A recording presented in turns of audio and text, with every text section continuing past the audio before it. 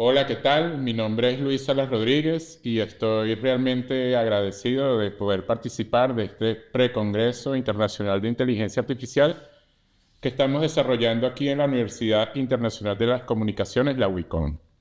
Yo vengo a compartir con ustedes un tema que es fruto de mis investigaciones específicamente en esta área de inteligencia artificial y que tiene que ver con la guerra o cómo las maneras de hacer la guerra están cambiando a partir de la irrupción de la inteligencia artificial. Entonces mi presentación del día de hoy se llama así, la guerra en la era de la inteligencia artificial. Un mapa para el debate, pues son muchas cuestiones que vamos a tratar de abordar en poco tiempo para de manera tal de, bueno, presentarlas como líneas de investigación que poco a poco vamos desarrollando. A ver, a mi modo de ver con la inteligencia artificial pasa lo mismo que ocurre con la mayoría de los temas que capturan la atención, la preocupación y la ocupación de la humanidad. Y es que las opiniones se polarizan. Por un lado, tenemos a quienes consideran la inteligencia artificial como una especie de solución mágica a todos los problemas que enfrenta la humanidad y que nos va a llevar a un futuro luminoso, de grandes descubrimientos, donde nadie va a tener que trabajar y vamos a aprovechar todo nuestro tiempo. Es como una visión utópica que yo llamaría como de los supersónicos, pues como una generación de los supersónicos o una especie de visión de un mundo feliz. Mientras que por otra parte tenemos a quienes consideran a la inteligencia artificial como una gran enemiga que pone en peligro la existencia de la humanidad y incluso del planeta, y tienen sobre ella pues una visión pues distópica, sombría, etcétera, que un poco en la línea de películas como Matrix, Terminator o novelas como 1984. De mi punto de vista, cuando se presentan estos temas, entonces hay que tratar de centrarse más allá de las opiniones o las expectativas que muchas veces motivan estas opiniones, digamos, polarizadas, y ver más bien desde el punto de vista más objetivo posible qué ocurre en la realidad con este tipo de problemas, que en este caso con la inteligencia artificial. Yo utilizo inteligencia artificial en mis cuestiones laborales como investigador, como consultor, en temas como marketing político, marketing comercial, para estudios de opinión, estudios de mercados, etc. Pero también en ese utilizar pues la inteligencia artificial y como espectador de un poco de lo que está pasando en la realidad en los últimos tiempos, me he puesto a ver, bueno, cuál es el origen de la inteligencia artificial y por qué muchas de las aplicaciones que nosotros usamos en la vida diaria también tienen otras series de usos que muchas veces no conocemos y en este caso son militares. En ese sentido, yo lo que creo que pasa, digamos, profundizando en este tema, es fácil, por un lado, darse cuenta que históricamente, desde que el mundo es mundo, hay una relación intrínseca, un ciclo, digamos, que se reproduce en el cual las innovaciones tecnológicas tienen impacto en la manera de hacer la guerra y las guerras tienen impacto en el surgimiento de nuevas tecnologías. Un ejemplo de ello es el caso de la pólvora, una invención técnica que no tenía, sin embargo, un fin militar, pero que a todas estas cambió para siempre las maneras de hacer la guerra. En el caso de la inteligencia artificial, y podemos ir avanzando un poco en este sentido, también pasa que la inteligencia artificial surge como una invención en el marco de las guerras. Hay cierta discusión al respecto de cuál sería la primera máquina de inteligencia artificial. Sin embargo, la mayoría coincide en que la primera máquina de inteligencia artificial, digamos, seguramente muy rudimentaria, lo que son las máquinas nuestras hoy día, incluso cualquier dispositivo móvil que cualquiera de nosotros puede tener en su bolsillo, es la máquina de Turing. Un gran descubrimiento del inglés Turing, Alan Turing, en el marco de la Segunda Guerra Mundial, que inventó una gran máquina que funcionaba un poco bajo las reglas de lo que hoy sería la inteligencia artificial a través de algoritmos, etc. En resumen, la máquina de Turing era una máquina que buscaba descifrar otra máquina, que era Enigma, aquella que permitía codificar los mensajes de las fuerzas nazis, de las fuerzas alemanas en el marco de la Segunda Guerra Mundial. Turing inventa esta máquina a la cual se le agrega permanentemente información, todos los días se le agregaba información, procesaba esa información a partir de unos algoritmos predeterminados, como todo algoritmo, y arrojaba unos resultados. Hicieron un montón de pruebas hasta el momento en que fue posible que la máquina de Turing descifrara Enigma y ayudara a los aliados a ganar la Segunda Guerra Mundial. En el caso de Internet es lo mismo. Nosotros tenemos, Internet para nosotros es algo muy cotidiano del día. Casi todo el mundo tiene Internet en su casa, en sus bolsillos, a través de los teléfonos celulares, etc. Es algo que ya forma parte del paisaje contemporáneo, por decirlo así. Sin embargo, lo que nosotros entendemos como Internet, originalmente se llamaba ARPANET y surge como un proyecto de defensa, del Departamento de Defensa de los Estados Unidos, para poder conectar diversas computadoras, tanto de gobierno como de las Fuerzas Armadas norteamericanas y de centros de investigación que permanecieran permanentemente conectadas, incluso en el caso de una conflagración nuclear. Estamos hablando pues, de los años de la Guerra Fría, y en ese marco surge Internet como resultado de un experimento y de un proyecto cuyo origen es militar. Todo lo cual quiere decir que el desarrollo tanto de Internet como ahora de la inteligencia artificial no solamente tienen un origen militar, sino que buena parte de sus desarrollos son de fondo y de forma militares o están pensados para la guerra, así tengan otros fines posteriormente. Hoy día, sin embargo, hablamos de guerras inteligentes, ¿verdad? Así como, bueno, hablamos de teléfonos inteligentes, de televisores inteligentes, también empezamos a hablar de guerras inteligentes. Y en este caso específico, también es un debate si son las primeras o si no, pero en todo caso, los dos grandes escenarios actuales de guerra inteligente, en el cual, entendiendo por tal, que se aplica directamente inteligencia artificial, es el caso de la guerra en Ucrania y el caso de la guerra o del genocidio, para decirlo como es, que actualmente se desarrolla contra la población palestina en Gaza. Si ustedes siguen pues, los medios de comunicación, las redes sociales, pues verán que hay un desarrollo de drones, de máquinas inteligentes que han cambiado la manera pues, de hacer la guerra. Y sin embargo también hay otros usos. Se habla de la guerra cognitiva a través del uso de aplicaciones para influir en la opinión pública o directamente en manipular para cambiar resultados electorales, etc. El uso de satélites y grandes máquinas que procesan un montón de información. Sin embargo, yo me voy a centrar en lo que queda de mi presentación en cómo se da este paso para el uso pues, o para la aplicación de la inteligencia artificial con fines bélicos en la actualidad, pues, en el presente. Y al final comentaré sobre el caso específico del genocidio que se está perpetrando en Gaza y cómo la inteligencia artificial se está usando para ello. Entonces, bueno, ustedes recordarán que la pregunta motivadora de este congreso, de este congreso y este precongreso es ¿quién controla los algoritmos del futuro? Entonces veamos en principio quién controla los algoritmos en el caso de las guerras inteligentes.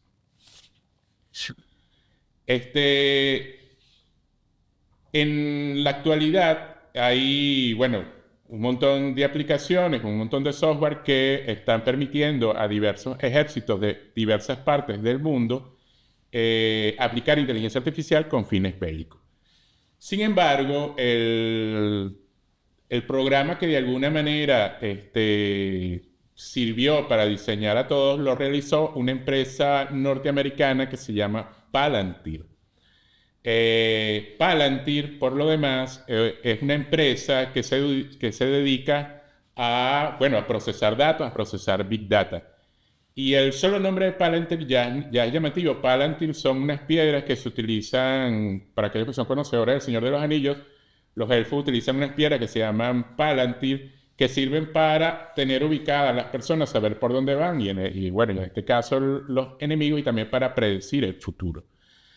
Palantir creó hace unos años, por ahí alrededor, después de 2003, posterior al atentado de 2001, la caída de la Torre Gemela y toda esta historia, desarrolló un programa que se llama Gotham, sí, que está inspirado, por supuesto, en Ciudad Gótica de Batman y en un programa que utiliza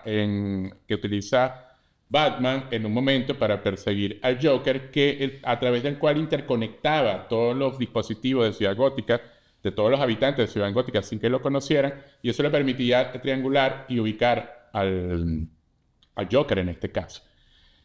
Ese ejemplo de Batman inspira a Palantir a crear Gotham, y como un programa que se utiliza en su versión de defensa para hacer grandes arqueos de información que permitan ubicar a los enemigos, que permita saber dónde están, y de alguna manera, a través de todo este proceso de levantamiento y procesamiento de información, infligir el mayor daño posible. Karp, que es su CEO, aunque es una empresa creada por Peter Thiel, que veremos un poquito más adelante, lo dice expresamente en este video que los invito a ver rápidamente.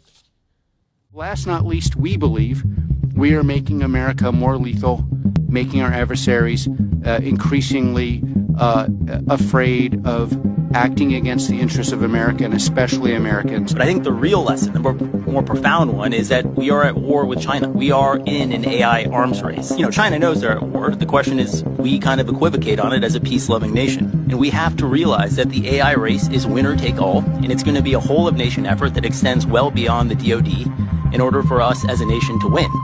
And that M-Day was yesterday. The time to mobilize has come. We are dedicating our company, we have dedicated our company to the service of the West and the United States of America, and we're super proud of the role we play, especially in places we can't talk about. Palantir is here to disrupt and make the institutions we partner with the very best in the world, and when it's necessary, to scare enemies and on occasion kill them. Como vimos en el video donde Alex Karp dirige esas palabras tan duras, tan fuertes, a una serie de inversionistas, animándolo a invertir en Palantir por su capacidad de hacer daño a sus enemigos. Lo cierto es que Palantir es una empresa que está al servicio del gobierno norteamericano, y su creador, Peter Thiel, es de hecho uno de los principales personajes que está detrás del retorno de Donald Trump a la presidencia de los Estados Unidos. Si bien él quizás no es un personaje tan conocido como otros, como Elon Musk, como Zuckerberg, etc., es un personaje de mucho peso y de hecho de mucha influencia, y quizás el de más influencia. Lo cierto del caso, para lo que a nosotros nos concierne, él crea 3 empresas que van a ser determinantes para la aplicación de la inteligencia artificial en el marco actual de las guerras. Palantir, que ya les comenté, Mithril, que es un fondo de inversión que se utiliza para financiar proyectos de esta naturaleza, y Anduril, que es una empresa, digamos, gemela de Palantir. Ahí en esta lámina vemos sus CEOs, cada uno de sus CEOs. Palmer Luckey, por ejemplo, es el de Anduril. Palmer Luckey fue el que creó los óculos de inteligencia artificial. Y sale J.D. Vance, o J.D. Vance, que es el vicepresidente de los Estados Unidos, que es un protegido de Peter Thiel, fue financiado por Peter Thiel en su campaña presidencial y formó parte de Mithril. Para los conocedores, nuevamente, del Señor de los Anillos, de la obra de Tolkien, estas 3 nombres pertenecen al universo Tolkien. Es decir, Palantir, ya les dije, son unas piedras que utilizan, una especie de runas que utilizan los elfos para adivinar el futuro, ver el movimiento de las personas. Mithril es una especie de malla que permite protegerse, que también usan los elfos y que vuelve inviolable, pues, o impenetrable cualquier ataque contra quien lo porta. Y Anduril es la espada de Aragorn, el héroe humano de la saga del Señor de los Anillos. Por eso yo me pregunto en este marco de preguntarse con quién controla los algoritmos de futuro, y en este caso pareciera ser Peter Thiel, que el Señor de los Anillos, pues como interrogante. Avancemos.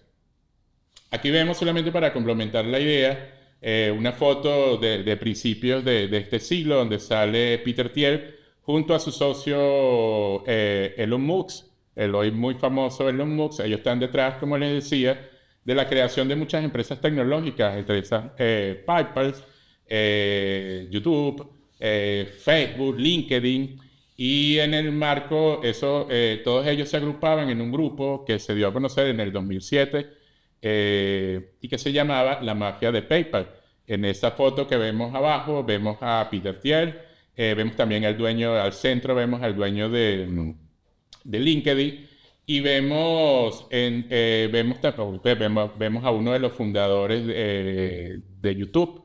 Entonces, y todos estos sujetos en la actualidad son CEOs de grandes empresas tecnológicas, y la gran mayoría forma parte del segundo gobierno de Donald Trump. David Sacks, por ejemplo, que está detrás de Peter Thiel en esa foto, es actualmente el zar, como llaman en los Estados Unidos, de todo el desarrollo para las criptomonedas y la inteligencia artificial.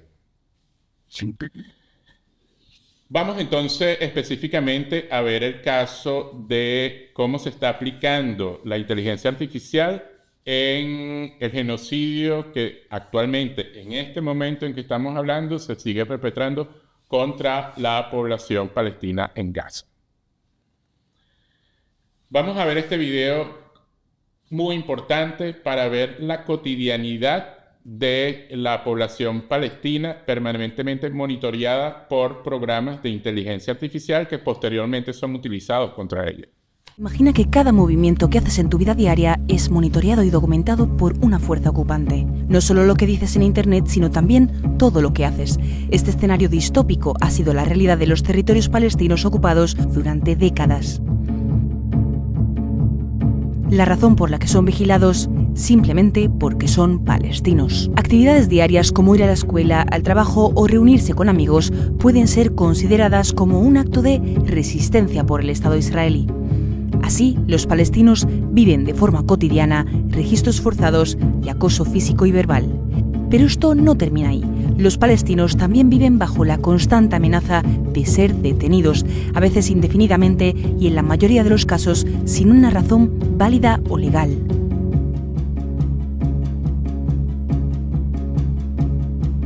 La vigilancia sobre los palestinos no comenzó el 7 de octubre. La práctica se remonta a más de 100 años atrás, durante el mandato británico en Palestina, cuando durante la Primera Guerra Mundial los británicos recopilaron información para controlar a la población local en los territorios de Oriente Medio bajo su ocupación a través de una red de oficinas llamada Oficina Árabe. Incluso crearon archivos de aldeas donde catalogaban a líderes locales llamados muhtars, evaluando su nivel de resistencia. Esta práctica fue adoptada más tarde por grupos paramilitares sionistas como la Haganah. Estas operaciones de inteligencia fueron fundamentales para la limpieza étnica masiva llevada a cabo por las milicias sionistas en 1948. En ese año destruyeron cientos de aldeas palestinas y expulsaron violentamente a 750.000 palestinos de sus hogares y tierras, en lo que se conoce como la Nakba, catástrofe en árabe. La infraestructura de vigilancia desarrollada por los británicos y luego adoptada por las milicias sionistas sentó las bases del sistema de vigilancia moderno de Israel. Hoy, los puntos de control militares y un sistema rígido de permisos están respaldados por cámaras de reconocimiento facial y algoritmos que rastrean el movimiento de los palestinos en Cisjordania ocupada y Jerusalén Este ocupada.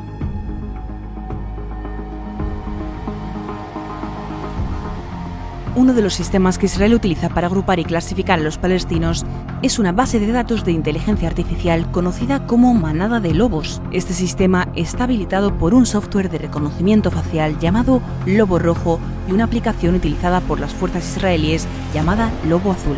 Además, existe otra aplicación llamada Lobo Blanco que da acceso a los colonos ilegales a los datos recopilados.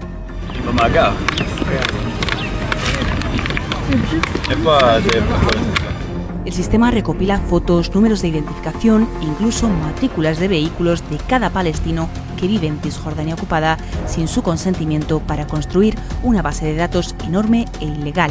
Descrito como un Facebook para palestinos por un antiguo soldado israelí, el sistema es mucho más draconiano que la plataforma de redes sociales e impone una realidad muy distópica a los palestinos. Después de recopilar datos biométricos y personales de los residentes palestinos para construir una base de datos extensa, Israel utiliza esta información para cruzar antecedentes de detenciones o incidentes previos y clasificar a los palestinos en 3 categorías de color: rojo, amarillo o verde, según su supuesto nivel de amenaza.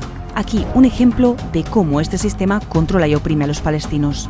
Imagina a un joven palestino de un antiguo pueblo en la Palestina ocupada que nunca ha sido detenido ni registrado en un puesto de control israelí.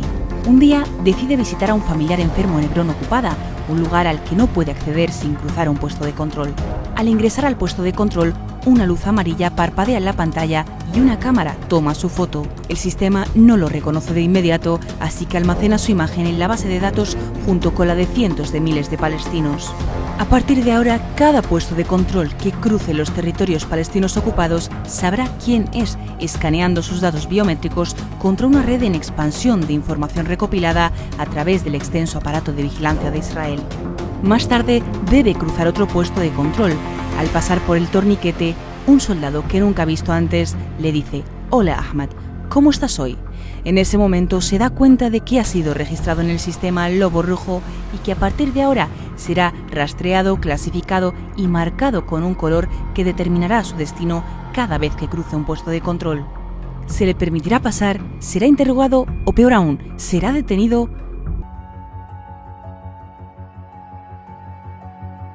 La arquitectura de Cisjordania ocupada se ha transformado en un estudio fotográfico clandestino y voyerista donde cada ciudad palestina ocupada está a solo una actualización de software de ser monitoreada a las 24 horas a través de los sistemas de reconocimiento facial de Israel.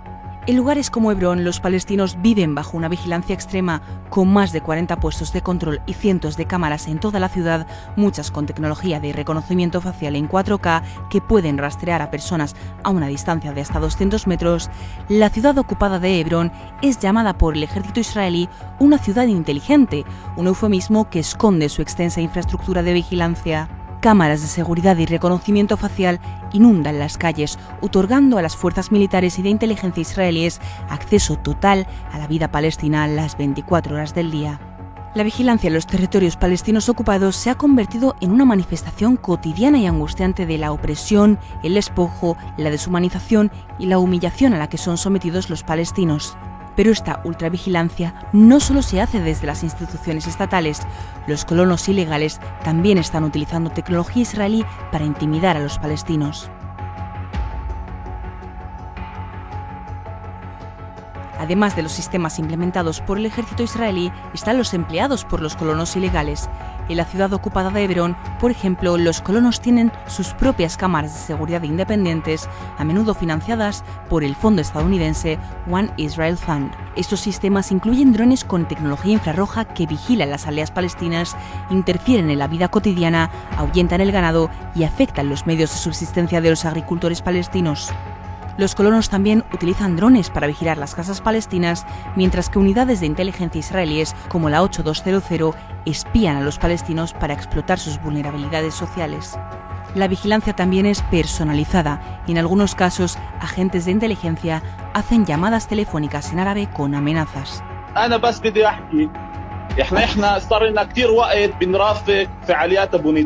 Para los palestinos en los territorios ocupados, todos los aspectos de la vida transcurren bajo la sombra de la vigilancia.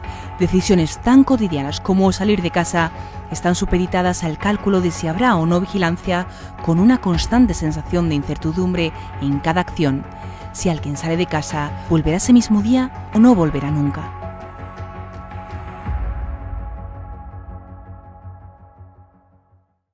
Como sabemos, Palestina, lo que nosotros llamamos Palestina, es un territorio ocupado, cercado y permanentemente monitoreado por el Estado sionista de Israel. Como vimos en el video, los palestinos son permanentemente monitoreados en sus más mínimos movimientos, son seguidos en sus más mínimos movimientos cotidianos todo lo cual le permite al ejército sionista y a la inteligencia sionista levantar un conjunto de información que después es aplicada contra los palestinos con fines bélicos, y en este caso de exterminio.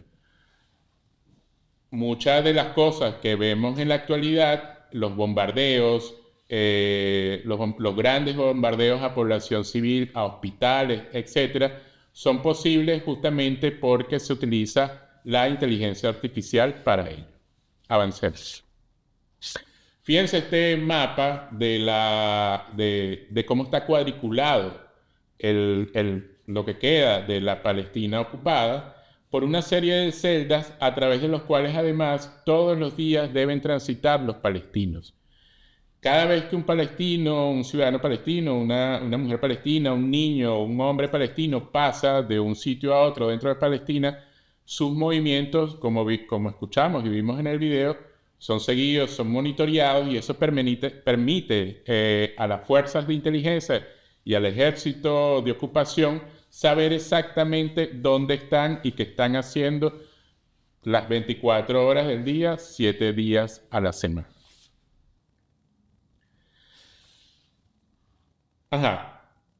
Ahora, nosotros hemos visto que los que seguimos, pues, lo que está ocurriendo en Gaza, hemos visto que Gaza ha quedado prácticamente devastada.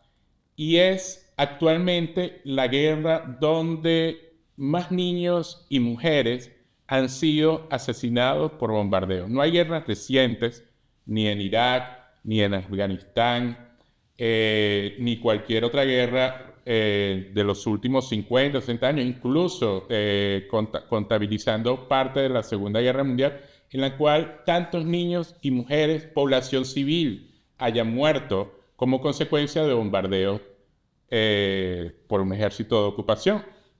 Ahora bien, la gran pregunta aquí es, con todos los avances tecnológicos que existen actualmente, si es verdad que el ejército israelí puede saber exactamente dónde está cada quien en cualquier momento, en el caso específico de Gaza, al menos, que es donde se está centrando, aunque no exclusivamente, el genocidio, ¿por qué ocurren estas grandes matanzas, estos grandes bombardeos donde se derriban edificios completos, donde se vuelan manzanas completas?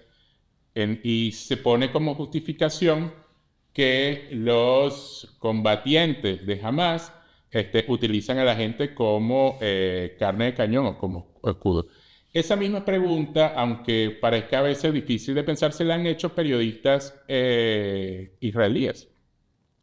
Y en algunos medios israelíes críticos han salido reportajes que no se le da mucha cobertura, en el cual justamente se resalta el papel de al menos 2 programas de inteligencia artificial que son directamente utilizados contra los palestinos en el marco del genocidio actual. Uno de ellos es Lavender, en el cual, bueno, eso permite hacer listas de asesinatos selectivos a través del monitoreo de la población, y en eso que en el marketing llaman segmentar. Entonces va haciendo perfiles permanentemente, y de esas segmentaciones y de esos perfiles arroja listas de asesinatos selectivos. Esa es la función que hace fundamentalmente Lavender.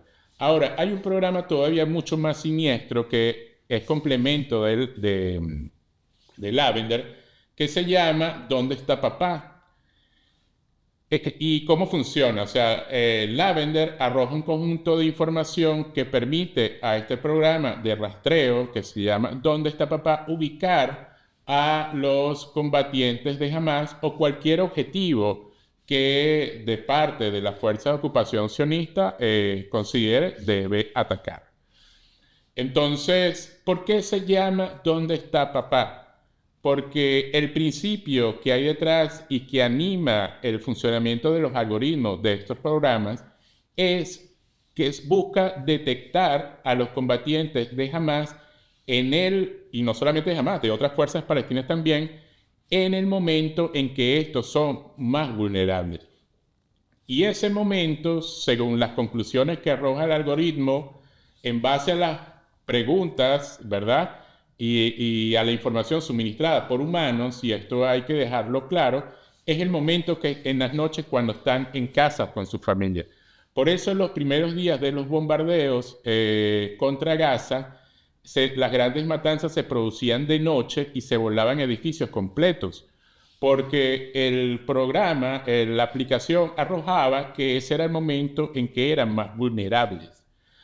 Ahora, esto ha generado una serie de debates porque, por supuesto, eso viola todas las convenciones habidas por haber, incluso redefine lo que antes se llamaba daño colateral.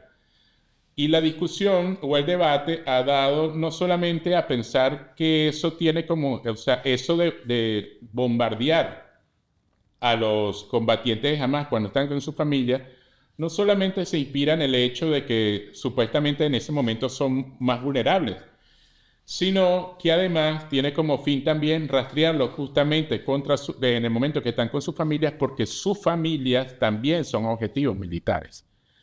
Aquí aplica un poco lo de la guerra preventiva llevada al extremo, es decir, siempre se dijo, siempre que se asesina un combatiente, sus hijos, sus familiares, sus descendientes toman sus armas y continúan la guerra.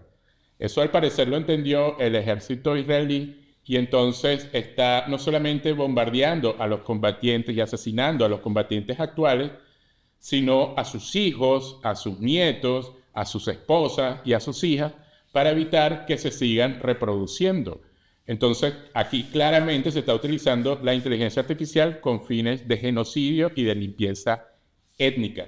Además, como manera de terrorismo, porque el mensaje que se envía es: si somos capaces de hacer esto y estamos demostrando que somos capaces, lo vamos a hacer haciendo y lo vamos a seguir haciendo indefinidamente porque tenemos el poder, las tecnologías y la falta de escrúpulos suficientes como para seguir haciendo. Avancemos. Bueno, aquí yo los invito a ver una página que se llama Democracia Ahora, una página norteamericana, donde pueden acceder a toda esta información, incluso a la entrevista dada por uno de los articulistas que he mencionado, el cual además acaba de ganar un premio Oscar por una película que se llama No Other Land, un documental que se llama No Other Land, que desarrolló junto a un palestino que en este momento en que estamos grabando, fue detenido linchado por colonos israelíes y detenido por las fuerzas, por el ejército israelí, por el solo hecho de ser palestino y estar reseñando lo que ocurre. Avancemos. Entonces, ya para terminar, ¿qué hacer? ¿No?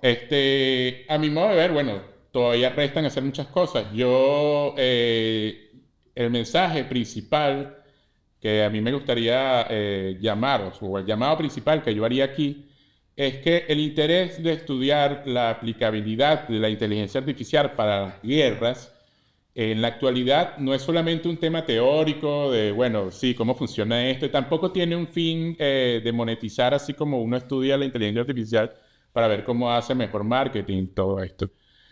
Básicamente, lo que anima aquí, o lo que debería animarnos, es una preocupación de orden existencial. No quiero decir existencialista, quiero decir existencial, porque lo que nos estamos jugando aquí es la existencia, ¿verdad?, de pueblos enteros, de sectores de la población entera que son víctimas del uso de la inteligencia artificial para su limpieza étnica, para su exterminio, para su aniquilación. Entonces, un país como Venezuela, que además que encabeza el proceso que encabeza, que tiene los enemigos que tiene, para nosotros como país, no solamente como gobierno, sino como país, como intelectuales, como padres, como personas, tenemos el deber de estudiar esto, porque la existencia misma, la continuidad misma de nuestras vidas y de nuestros descendientes pasa en buena medida por cómo podemos darle respuesta a esto, cómo podemos frenar esto si es a través de una normativa o el desarrollo de contraarmas, etcétera, pero no podemos dejar esta discusión por fuera, porque como les dije, o como les decía, es un problema existencial, es un problema vital, es un problema de futuro. Entonces, bueno, esto dicho muy rápidamente, es lo que quería presentarles como mi tema, en el cual, digamos, hay muchas líneas que seguiremos desarrollando posteriormente en otro tipo de actividades. Muchas gracias.